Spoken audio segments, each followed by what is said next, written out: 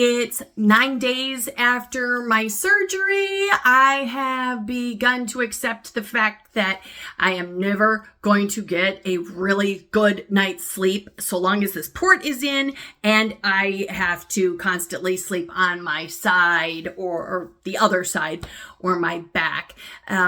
But I'm on the countdown. Today is Saturday. I go into the doctor on Tuesday, and hopefully this thing will come out.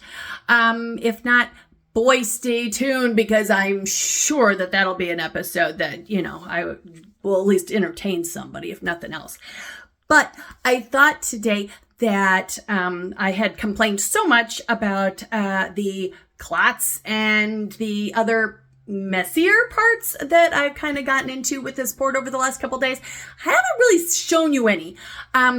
Between you and me, that's because when that thing erupted all over my hands, and it did it again last night, I was way too busy sitting on the toilet going, oh my God, to ever whip out my phone and say, hey, you know what? I bet everybody on YouTube would really love to experience this with me.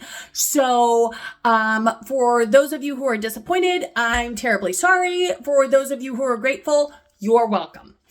Anyway, Dave, my husband, is finding this very entertaining. I tend to be a pretty independent person.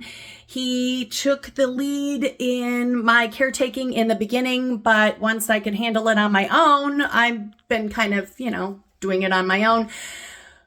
But when I have a clot that comes out of my port that stretches all the way from the bottle, clear across every one of my knuckles, inches away, he had to go back in and save me last night. And he wiped it off, and he chuckled and kissed me on the head, said, baby, it's all going to be okay. And the whole time, I'm going, oh my God, it's never going to be okay again. We really need to get rid of this now. I don't know. Give me a pair of scissors. I don't even know how I'm going to do this, but I cannot live like this anymore. So, after he diffused my minor freak out, I'm still here, port's still in, we're going through it, but I have not really shared what that kind of stuff looks like, and so I figured I would. I have just gone to the bathroom. You're welcome. I'm not showing you that either. And while I was there, I went ahead and snaked the tube as far as I could to eliminate whatever had already been collected into my port. And I found a really impressive looking clot in that. I'm hoping I can show you. Give me just a second to get more into the light. I could have turned on my bathroom light, but it's attached to my fan, and then you'd have a bunch of background noise. So pardon the lighting. I'm trying my best. But anyway, let me see if I can show you. There we go. Okay, so at the very bottom, if you can see, I'm kind of wiggling it around. It kind of looks like, okay, apologies ahead of time. Turn down the volume or put down what you're eating ahead of time. It actually kind of looks like a gelatinous kind of wormy thing. It's because a lot of the fluid is collecting in the tube, and when it's not going anywhere, it's not doing anything else, it's got nothing to do but clot.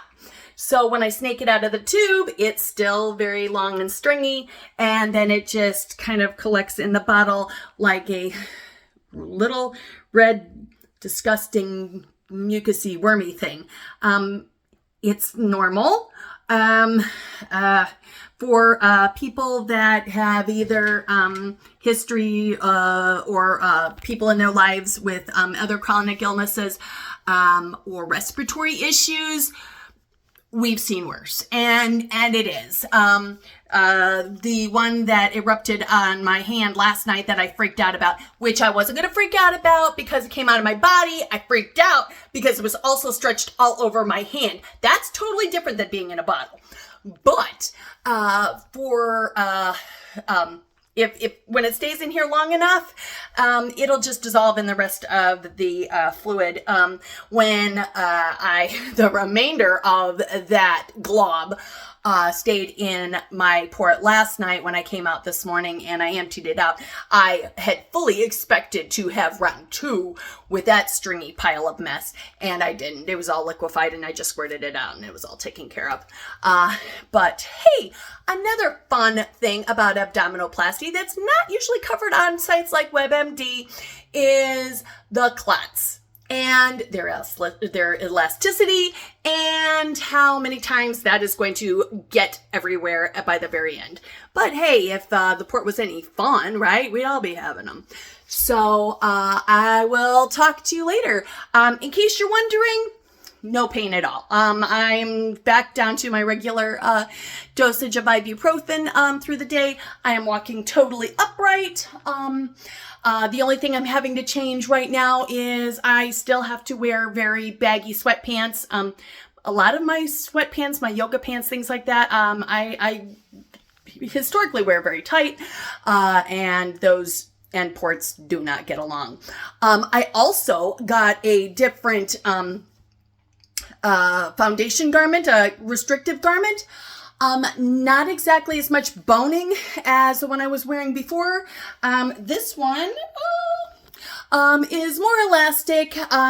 The top seam and the bottom seam aren't reinforced quite as heavy, so they give a little bit more around the port and around the incision area. They don't peel tape.